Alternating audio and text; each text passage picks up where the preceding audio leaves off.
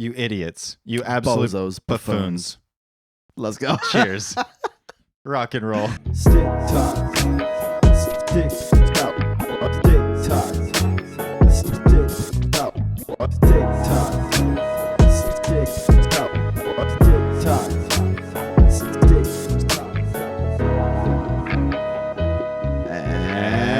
And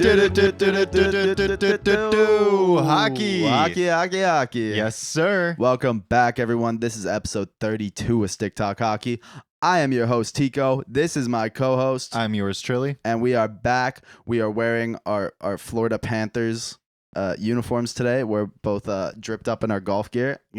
Absolutely. Got a little Be Present Bucky. Yeah, that's right. I got my Be Present shirt on right now.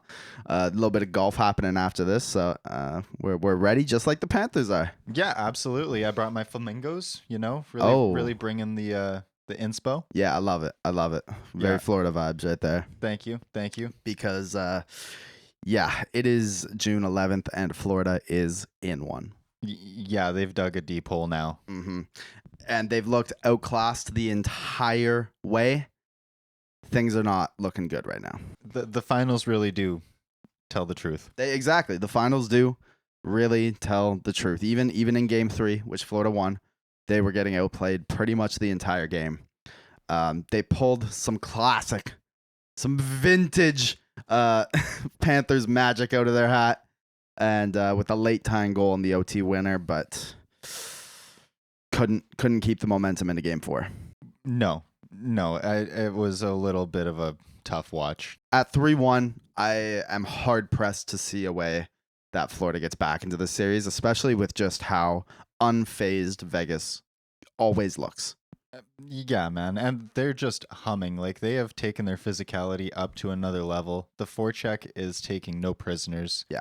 They're dumping dudes in the corner. Yeah. If you're getting it out, you're taking a hit. There's no way around it. Yeah. They're playing mean playoff hockey. Yeah. And they're backing it up with a ton of skill. Exactly. Like up and down the lineup, there's so much. Again, yeah, exactly. Like Marcia Show, Yeah. Stevenson. Yeah. The two guys who are like leading the charge right now. What a way. Mark Stone's right up there too, but like Absolutely. But like those two guys being your breadwinners right now Mhm. in the finals. What a way to get started for Stevenson. Like he hadn't had a point yet in the finals, and then he scores 2 last night when they need it. Big stuff.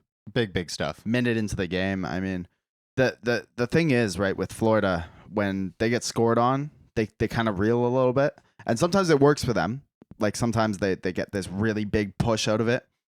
Which they did after the first goal. They pushed really hard last night. Yeah, they did. But with Vegas, it's just like no matter what happens, they play the same way. Yeah, you can't get off to a flat start against Vegas. They will eat you alive. Yeah. Like if you get down to that 2-0, 3-0 deficit early, it's whatever, man. Yeah, and even then, like they almost got back into it, right? They brought it to 3-2, but like we saw where it was going. It wasn't enough. Yeah. The flow was completely interrupted. They were having a hard time even taking the blue sometimes. The cycle was breaking down almost instantly. Yeah. They almost tied it though, and I mean the blown whistle. Oh. What happened there? I have no idea, man, and it's bad. Like Sportsnet even tweeted about it with some concerned eye emojis and said we want to know why the whistle was blown, and like it's rare that you see Sportsnet call the refs out. Yeah, people were like, yeah, well, I mean, Tkachuk shoved Hill into the net. It's like, yeah, he did, but He recovered. well, and it's like so but still, what's the whistle going for? Are you calling goalie interference? Because then there's a penalty. If you're not calling goalie interference and the net didn't come off, why did the whistle go? It doesn't make any sense to me. No, and it's not like you lost sight of the puck. There's absolutely nothing that's happening that would dictate otherwise. Yeah, And puck's not even there. we've seen this play happen at least 6 or 7 times in other series already where someone's been pushed over the goalie and they just let them both get up. In fact, earlier this series, I don't get it. Yeah, Tkachuk was taken out. Yeah. And thrown into the net. Yeah. And then Hill didn't let him out of the net. Yeah, I mean, why was there not a whistle there then too? Yeah. If we're gonna blow the whistle every time that there's an obstruction in the crease, what are we doing here? what are we doing here? Yeah. Like, I don't know. The refs don't even know. The league doesn't know. The media doesn't know. Nobody knows. Nobody knows, and no one Welcome takes to the responsibility NHL. for it. This is the finals, baby. Dude, it's every league. Yeah. And yeah. It is at this point. Yeah, like it is true. Like obviously we're very close to hockey, so we see these on a much bigger level. However, yeah, you go watch any league, the NFL's officiating, the MLB's officiating, footy officiating, like it's all a disaster. Yeah, there's so many things that could just be like a simple fix for it too, but Yeah. like it's just never done. Yeah. Yeah. I give my respect to soccer refs though, because they like actually get killed. Yeah, I mean they're legitimately putting their lives at risk when they blow that whistle sometimes. Yeah. Who you got for the Conn Smythe? Marshall, Yeah. my boy. Yeah. You taking him, eh? He's absolutely eating right now. 13 goals, 11 assists, 24 points. He's unbelievable. He's been just absolutely unbelievable. I think he's the favorite right now. I don't know what the betting odds are. Wow, so he's a heavy favorite. Dash 500 on Marchessault and up to plus 1,000 on Aiden Hill. Wow.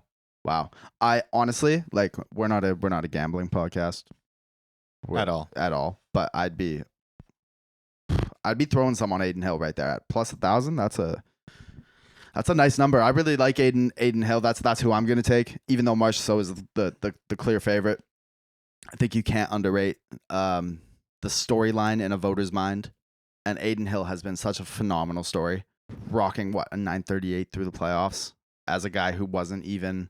He was their third string goalie at the beginning of the year. Yeah, he wasn't even in a regular rotation at the beginning of the year. It's pretty nuts. It's unbelievable. And now he's solidified himself as a starting goalie in the NHL for the next 3 to 5 years. We'll see, man. I mean, yeah, absolutely. I mean, Vancouver Island born. Shout out to Aiden Hill. I hope he wins it. Fair enough, man. I love both of these guys. I love both of the stories, but just Marchessault's just stepped into like a whole new realm. Yeah.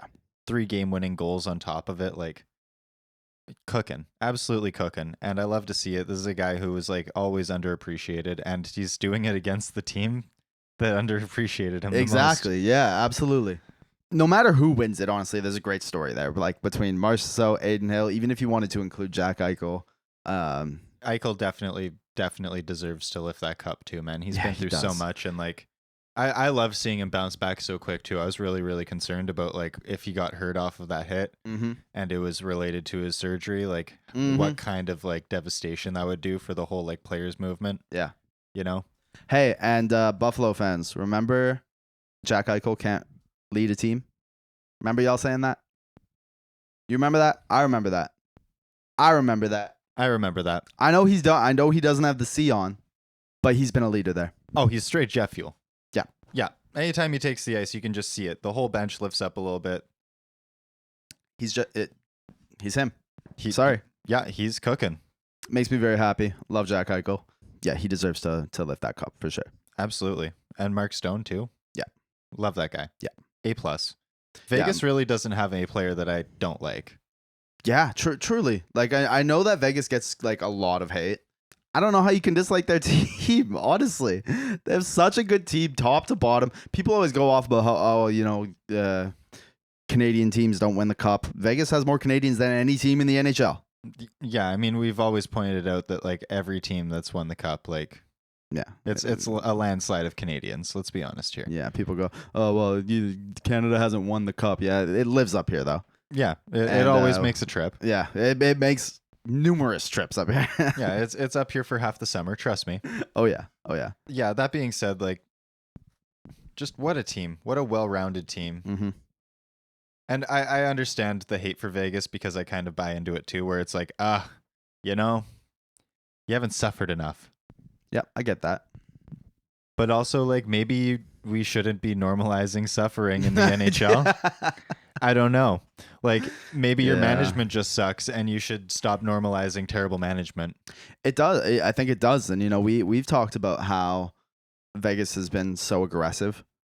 They've made big swings and big moves like the Jack Eichel one, the Mark Stone one, even Pacioretty, which didn't work out. They ended up sending him off. Like they've done nothing but take these big swings that a lot of times people have looked at from a very conservative hockey mindset and gone, That's stupid. And I think we're all eating our words a little bit on that one. Stupid like a fox. Yeah, exactly.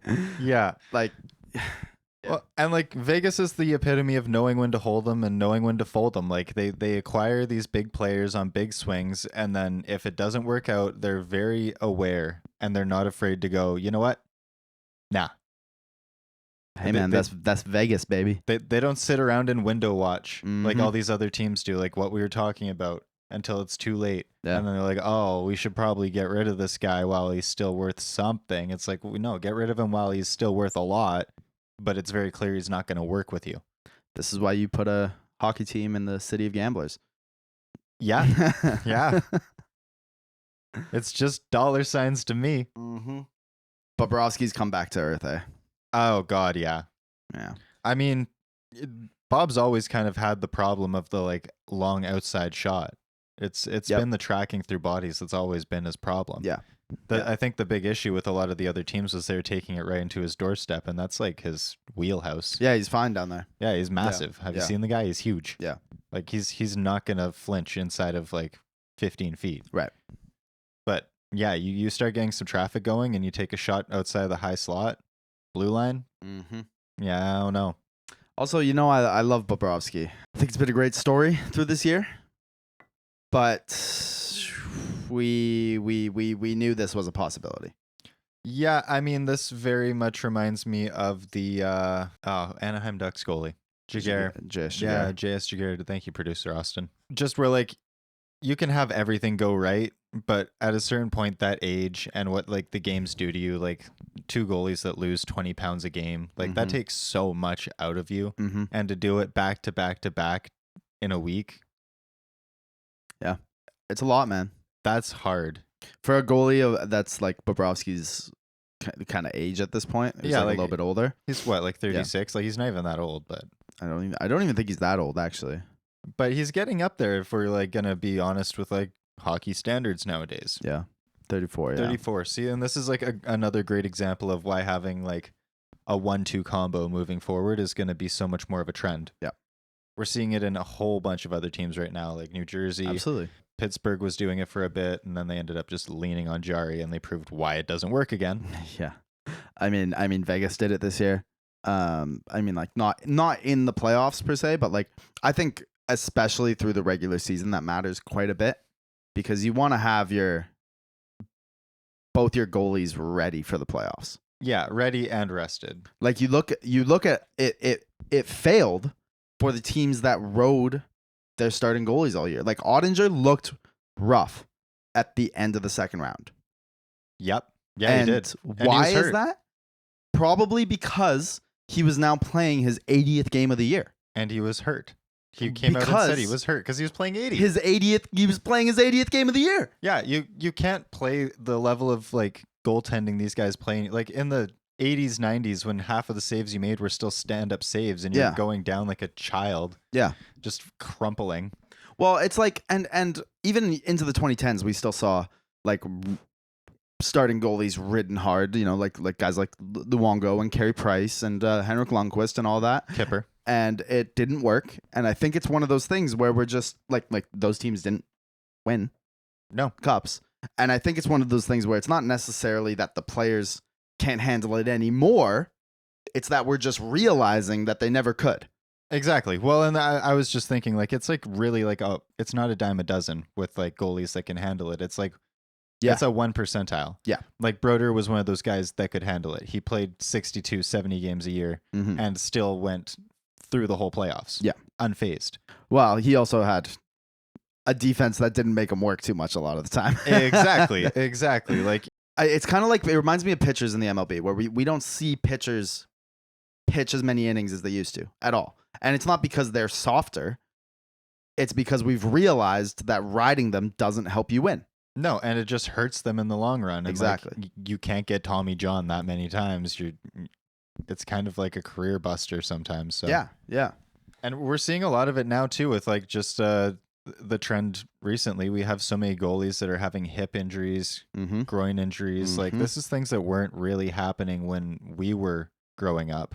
When we Not were to the growing same up, extent, like, not the lingering ones. well, and like hip and groin injuries when they were lingering, it was because we played a different style of hockey growing up. We watched a different style. There was like you were allowed to crash the crease and actually like run through the goalie a little bit. Yeah. There wasn't like such a red tape around like, you know, if you do that, you're going to get 4 like instantly. Like they really don't put up with it anymore. Before it was like, oh, you went behind the net and you cleaned. Like we saw Ryan Miller get his like career ended. Yeah. And the league was just like, yeah, 1 game. Yeah, well, you can get a game for that. Yeah, that's you probably shouldn't have done it, but I mean, like he did play the puck. He wasn't in the crease. It's like, you know, like the mentality around it's changed so much. Totally. All right, so let's move into some trade stuff. It's been a pretty fun week for that stuff. We're starting to get the off-season moves underway.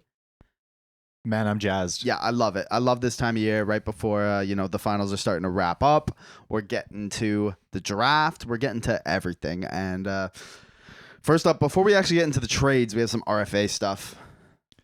Yep. Yeah, let's touch on that really quick. Yeah, so Pierre-Luc Dubois, it's been known for a while that he's not a big fan of Winnipeg, as everyone is. Not a lot of people are. Yeah, exactly. So looks like he wants out. He gave a reportedly 5 to 6 team trade list. The Habs are pretty obviously on there. There's some rumors of some other ones. And looks like they're going to have to deal him.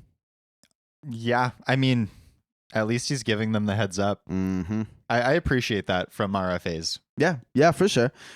Be honest about it and tell them, hey, send me somewhere I'll sign and get something for me. Yeah, exactly. I don't want to be here for another season. I'm going to sign somewhere else. Yeah. So you can either trade me now and get something or not. And that's fine. Yeah, absolutely. I appreciate that as a Devils fan going through the Taylor Hall saga. Yeah, like he was very like, as much as I'm sour about him being like, I will play anywhere else but here. You can't pay me enough.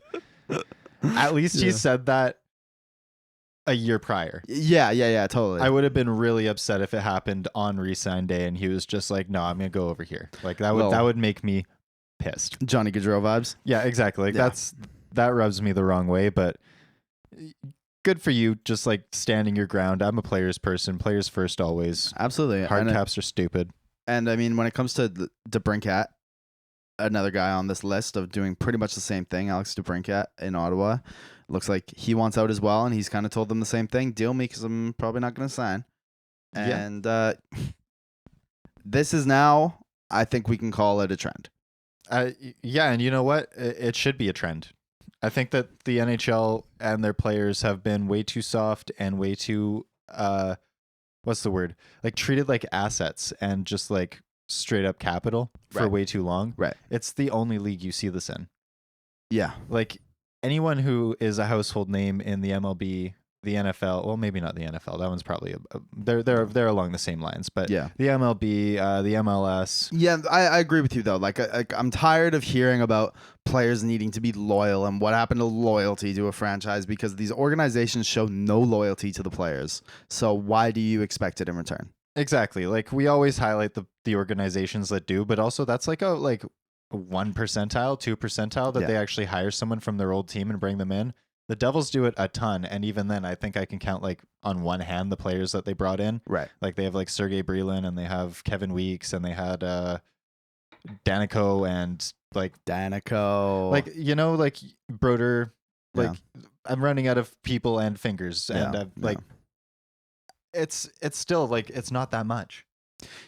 No, and like players are always like just told to suck it up and go and play somewhere, and you get it so good, you're playing the game you love for like this and that. It's like, yeah, but like they can still have like their own interests in mind. Everyone in the NBA does it, and we don't blink twice. No. Why is it different? Yeah, exactly. Like the players absolutely should have the most leverage. They are the ones that make the money. Like they don't make as much money as the owners, but like they are the ones that actually earn the money for the franchises. Yeah, I don't go to the arena to watch the GM sit in his press box, and I don't go to the arena to watch the jerseys. I don't go to the arena to sit in the uncomfortable seats or pay overpriced prices for drinks and popcorn. I pay to see these players. Absolutely. Pay them. Absolutely. I want to see my money going to them. This is my thing with the whole like athletes are overpaid thing. It's like, first of all, they make so much less than the people up top who do absolutely nothing.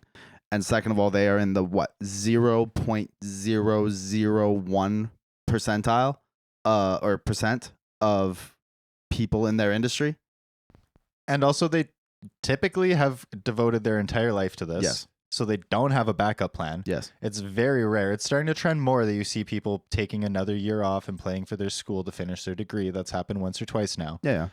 But it still doesn't happen a lot. Yeah. They might get some post-secondary schooling on the road, but it doesn't happen a lot. Mm-hmm. A lot of these guys, this is their plan. Yeah. And it only lasts, for most players, it only lasts 5 or 6 years. Yep. And if you're like in the top 0.001%, then you maybe have a lifetime career. And even then, the money runs out pretty quick because we're also not like factoring in taxes.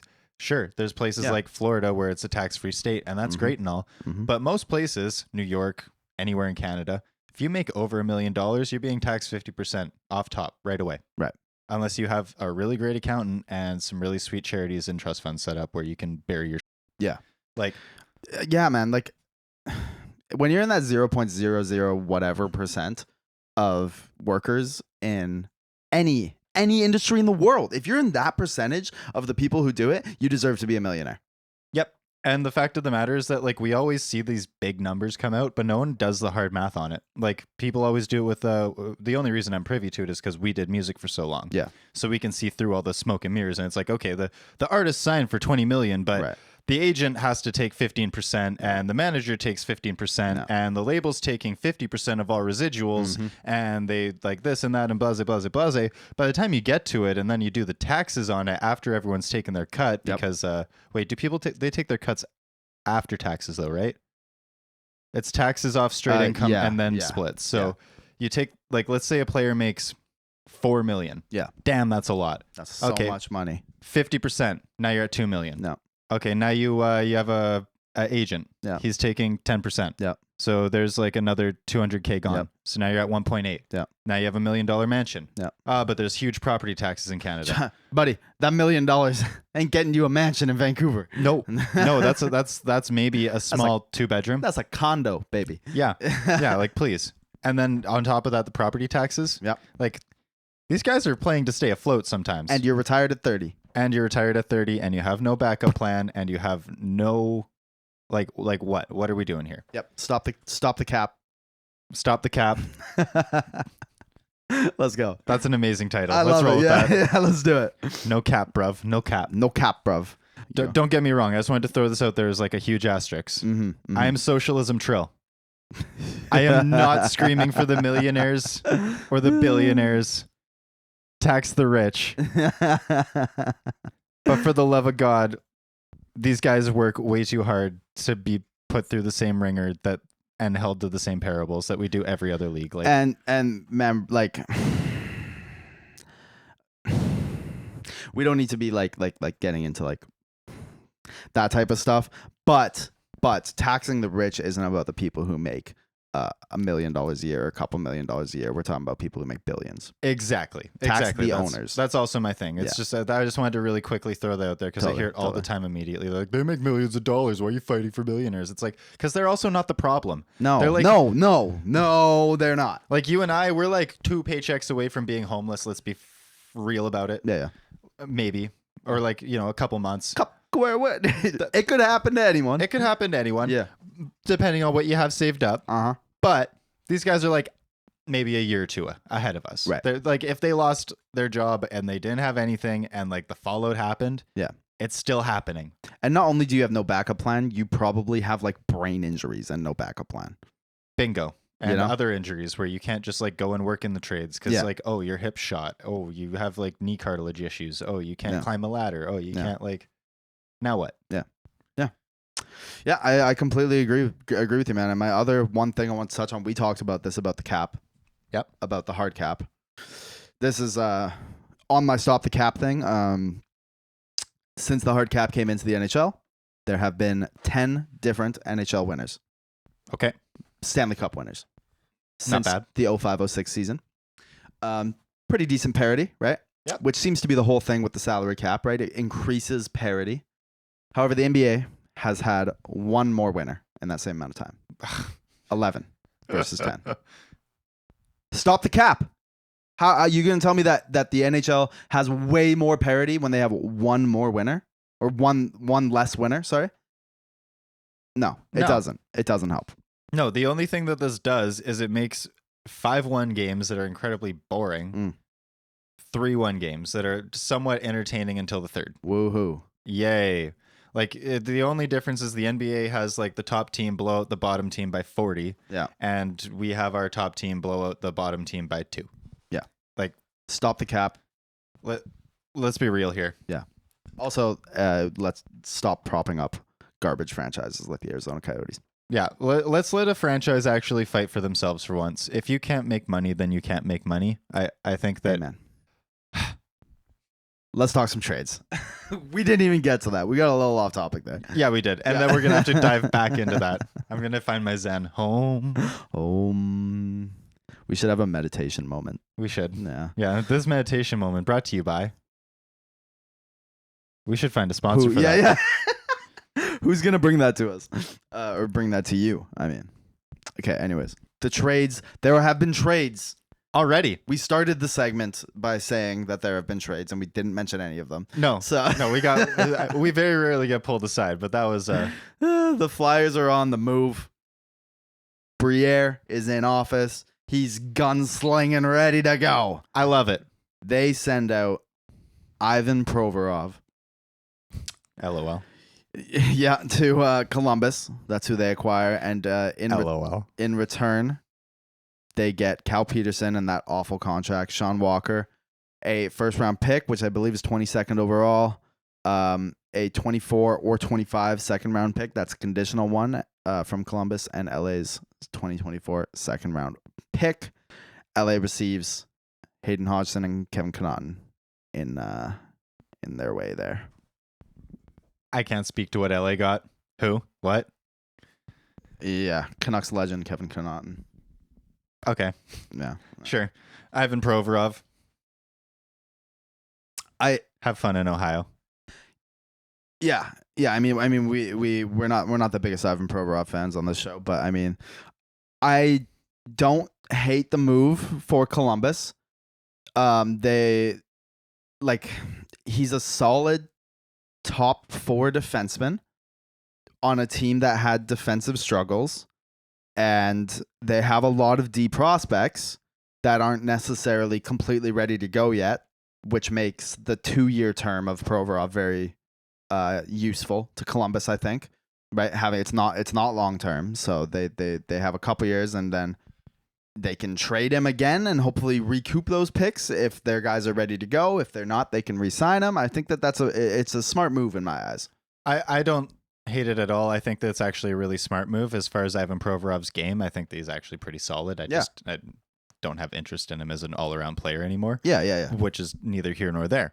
But I also like the move because they went out and acquired, and we'll get to it later as well, Severson.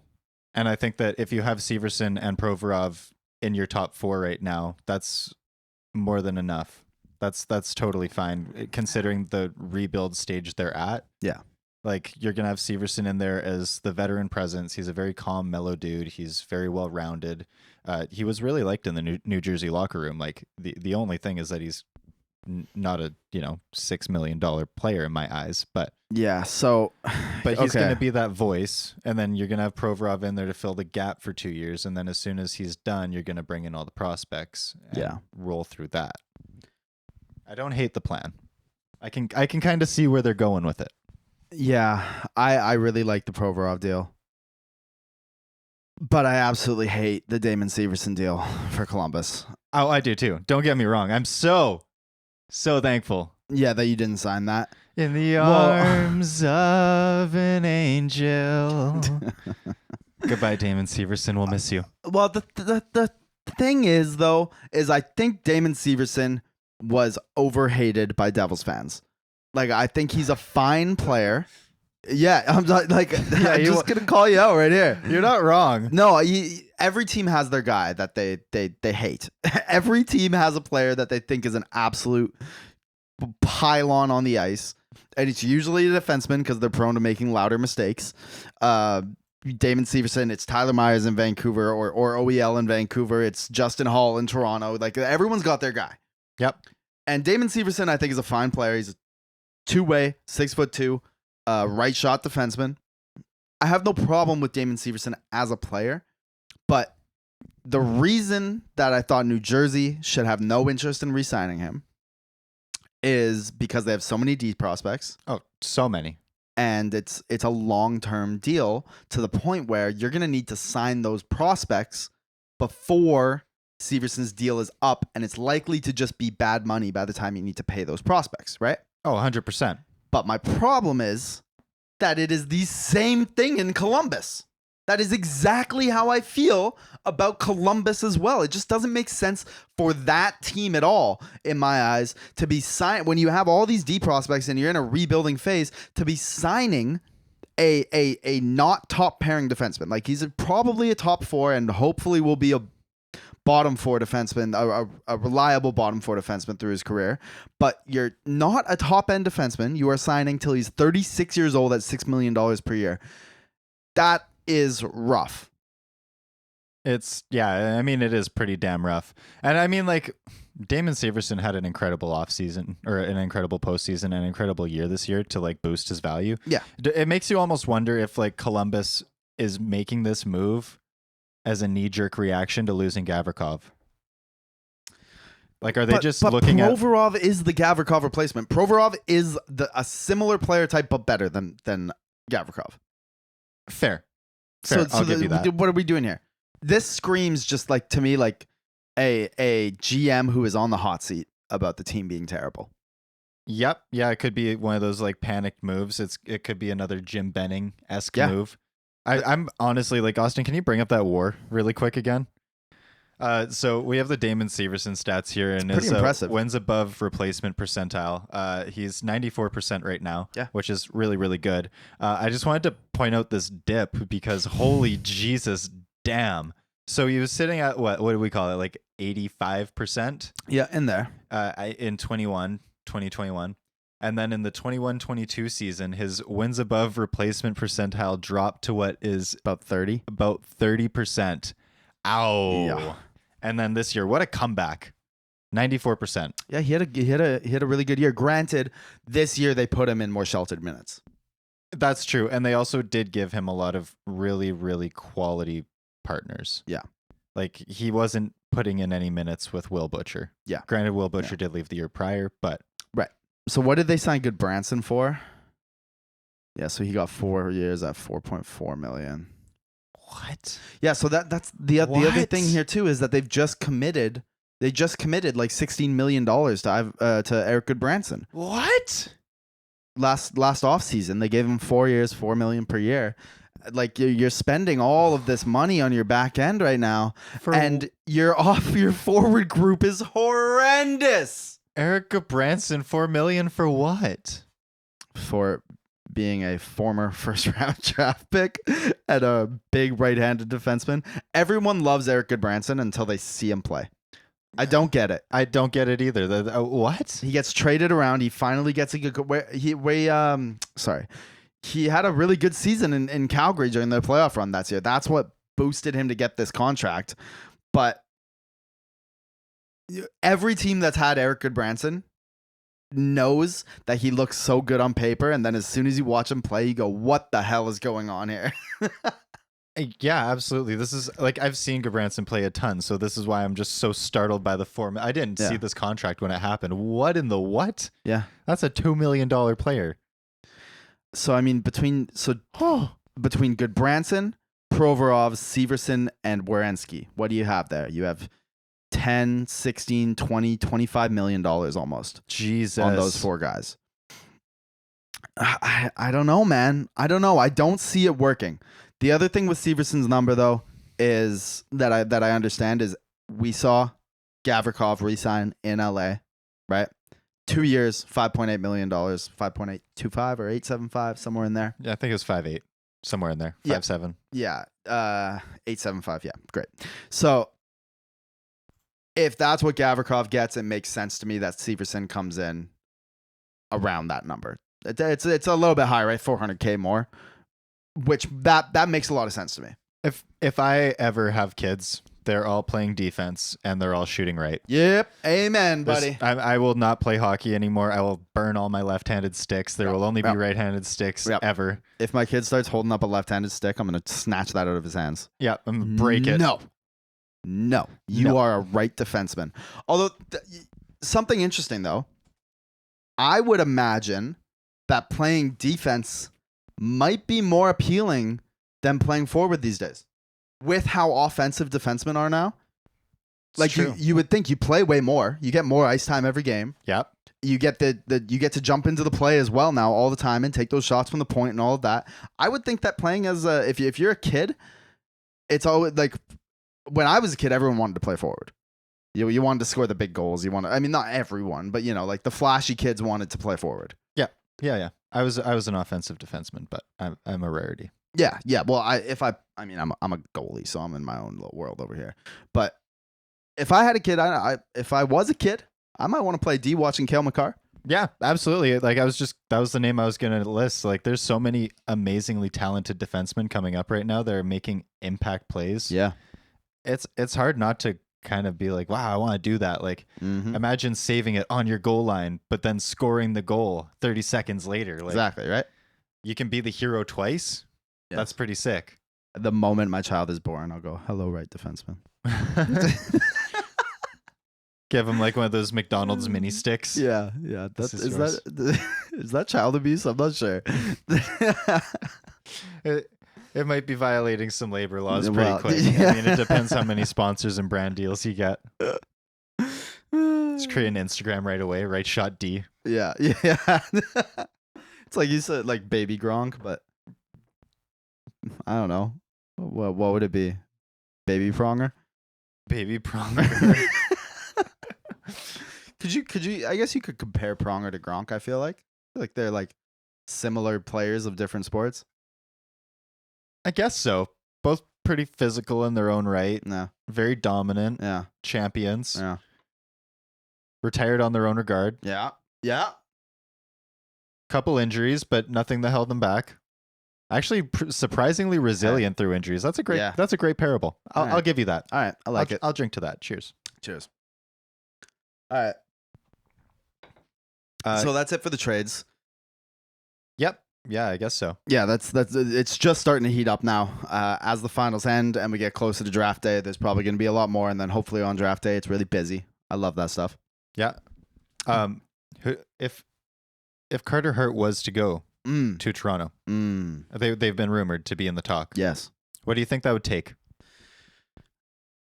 So I saw on Puck Empire, I saw that the Flyers wanted 2 first-round picks. I mean, do we think that that's realistic? No. God, no. Like for a goalie that's been up and down. I mean, I know that he's young and he's shown some real talent. Hasn't he also had concussion issues? Yeah. I mean... No, you're getting a first and like a second round player.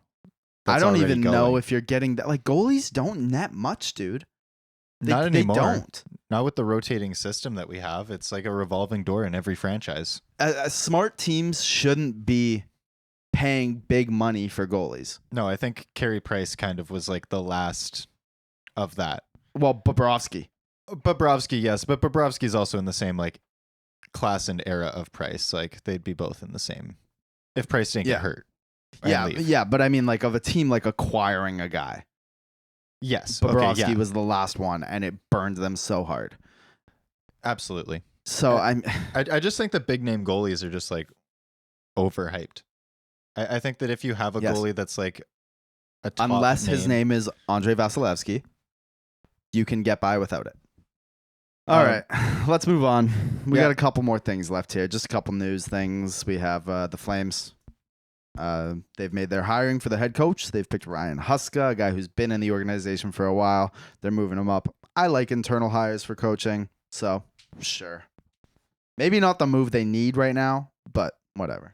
Yeah, I don't know. I like it because I feel like as far as like the Flames are concerned, they've kind of exercised the demons that were the general manager and the coach respectively before.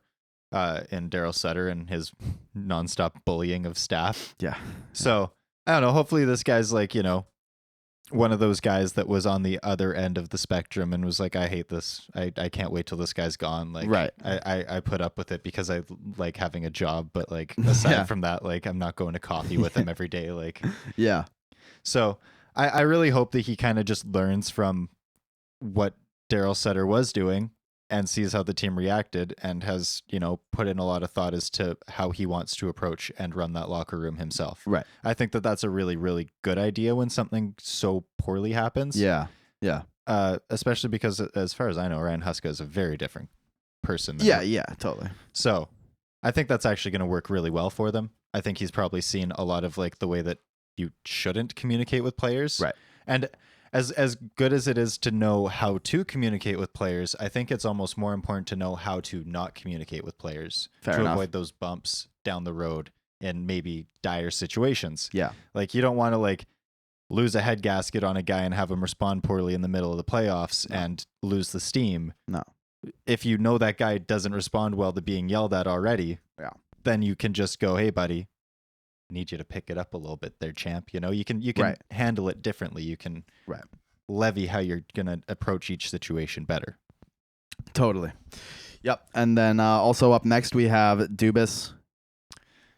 Gunslinging as well. Everybody get out of my office.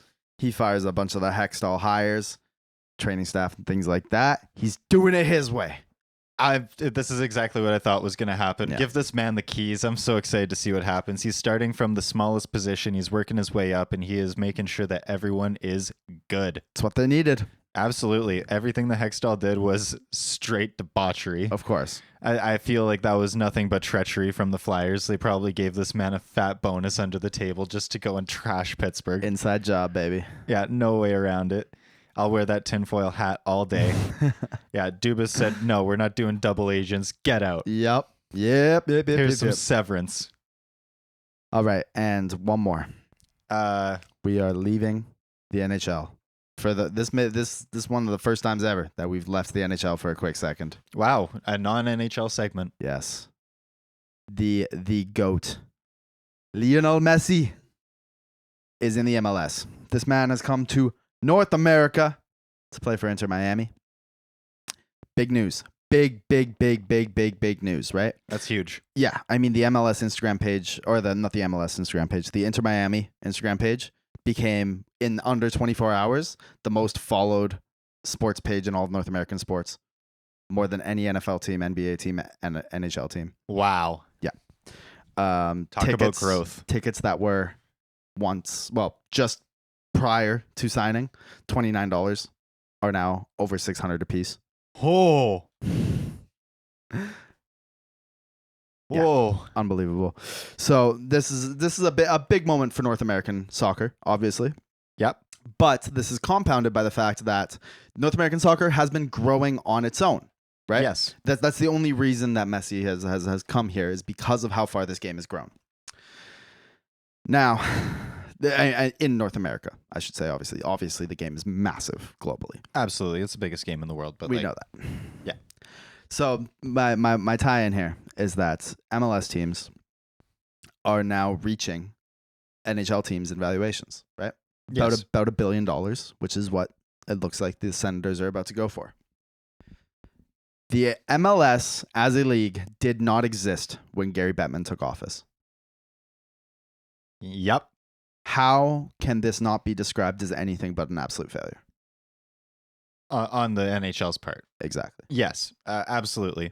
The fact that soccer barely even existed. I mean, I had a culture here, but not really. Not really. No. Like, not like that. No. The fact that they lost all of this so fast. Yeah. It's pretty insane. And also, yeah, the Senators may be fetching $1 billion, but that's in Ottawa and it's a real estate play. Like, we're not talking about the fact that like a lot of these franchises are in armpits, just like buttholes of the world. Yeah. That's as far as North America is concerned. Like, no one wants the Columbus Blue Jackets. No. I don't want a team that plays in Columbus. No. Ew. Yeah. I don't want the Minnesota Wild. Ew. And then a lot of the teams that are in, we've talked about this before, but even some of the teams that are in desirable cities are in undesirable places if you're looking at the real estate play. Exactly. Look at New Jersey. It's like, what did Steven say? It's like 2 blocks away from a garbage dump. You can like smell it in the air. There's straight sewage every time that you're going to the arena. Like it's just like it's a slum outside of like the arena itself. Like you don't want it. There's so many, like, sure, like the Senators might be going for $1 billion because it's in the middle of downtown Ottawa, and everywhere in Ottawa is just as expensive as Vancouver. I don't think it is, actually. It's pretty close. It's parable. Yeah, I saw the housing market stats the other day. I think they're about $50K below us in average house prices. I don't think it's in downtown Ottawa. Oh, is it not? Yeah. Oh, okay. I thought we were just talking about median real estate. Oh, yeah. Unrelated. Anyways, unrelated, yeah. The real estate is very parable from like as far as Ottawa to Vancouver is concerned, and that's like the upper tier of like values. Yeah.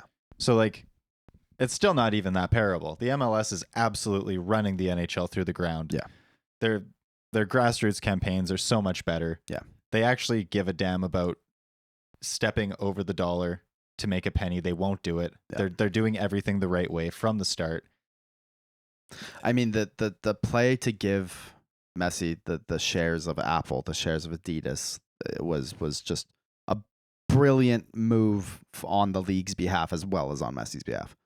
Oh, for sure. Like, it's a great way to stay paid. It's something that we've talked about that. It's brilliant for the player, fantastic to set yourself up with passive income for the rest of your life, but for the league too, to get creative in getting someone like that here and getting something really big for their game is just something the NHL hasn't done.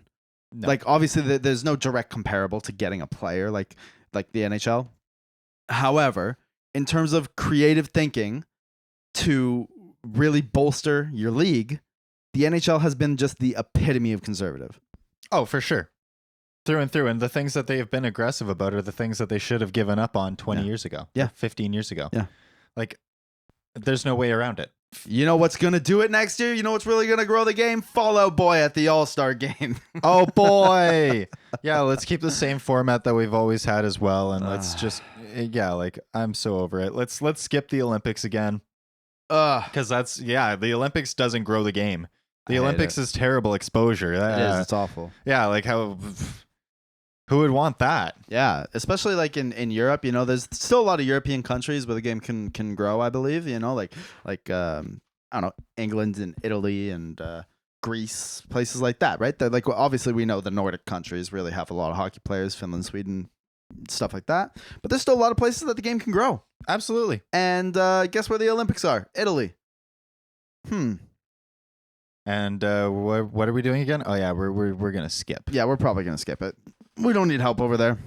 No, not at all. We're just gonna do it ourselves. We're just gonna spend 50 to 90K doing these little like pop-up events every preseason. Woo. Woo. It's so exciting. The shame is that they've seen how successful it is both for the teams and for the NHL, and they still just like step on their own toes. Yeah. Like they have to. The NHL's like the epitome of like not taking a handout in the worst way. Exactly. Yeah, exactly. Like they could have someone be like, "Hey, like we love what you're doing. We'll help you out with this. Like, come on, come aboard." And they're like, "No, we can do it ourselves." And then like just step on their own shoelaces and fall down a flight of stairs in the process. It's like, you idiots, you absolute bozos, buffoons. Let's go. Cheers. Rock and roll. Gary Bettman, get out of here, pal. And with that, we conclude our weekly Yell at the Chell segment. Fantastic. And that is all. This might be our last episode of the season. It might be. Yeah, we might be doing season wrap-up next week. Yeah, we may be doing season wrap-up and draft prep. So if that is the case, it has been an awesome NHL season. It has. It's been an honor. This has been so much fun doing this every week with you guys. Dang. We're on the same page today. Reading each other's mail, but not really. So, well, not really. That's a federal offense, I believe. It's just an expression. Don't do that at home. So, yeah, thank you guys. Thank you to everyone that's been tuning in through this season. We have lots of stuff still coming, so don't stop tuning out just if the playoffs end. As always, please drop a subscribe, drop a rating if you're on a podcasting app. We love it. And yeah, thank you to everyone for tuning in. It's been an absolute blast. We're looking forward to keeping growing the podcast, growing the game with you in the next season. Yeah. Keep tuning in. We got some fun golf stuff, We got some fun draft stuff. Mm-hmm. As always, big thank you to producer Austin for being here for us. Yes, every Sunday and Saturday whenever we need him. He's fantastic. Yeah. Best in the game. Best intro in the game by your boy Tico Raspy over here. Appreciate you. And yeah, it's been a blast. It's been an honor. So thank you. Yeah. Thank you very much, guys. We'll see you next week. As always, keep your head up. Keep your head up. Boom. Stick talk. Stick talk. Stick talk. Stick talk. Stick talk.